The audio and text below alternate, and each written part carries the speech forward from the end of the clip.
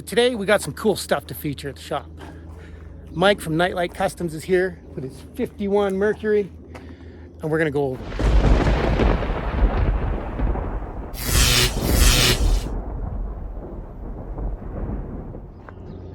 So this is a 51 Mercury M5. Is that correct, Mike? It's an M1 actually. Oh, okay. Couldn't find the M1 hood spares. How long you had this thing? Around 10 years. And when did you start building Years ago. it?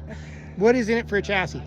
So it's basically a 51 Mercury M1 sitting on a 95 Dodge Dually chassis, two-wheel drive chassis, shortened, 12 valve P-pump Cummins and 47 RE trans. It's pushed back about 4 or 5 inches to make everything fit. Chassis has been shortened, frame's been notched for bags, raised bed floor, roof's chopped about 6 inches, stretched the rear fenders for the dually. It's got 02 to 07 Cadillac CTS seats and console in it. Ooh, let's have a look.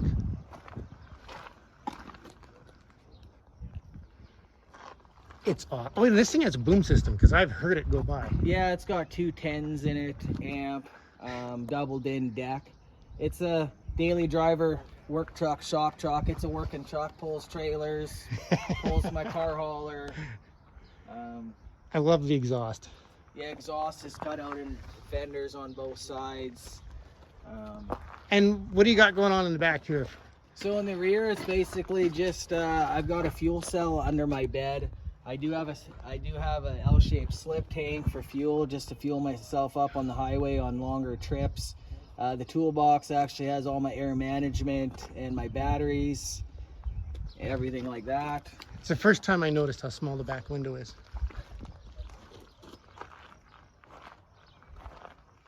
Oh, I'm not used to seeing a hitch go the other way. Yeah, rocking the 12-inch up hitch for That's my car hauler awesome. trailer and whatnot. But you know, everything's rewired from front to back. You know, I got a trailer brake controller in it, 7-pin. It's on bags, of course. It is just awesome. Like it's such a head turner. I've seen you driving around town several times, and everybody's pointing and taking pictures of this thing. So if you guys want to know more about what Mike does, check him out on Facebook, Nightlight Customs. I'll leave a little information down below about it. Oh, hey, let's pop the hood. We didn't look under the hood.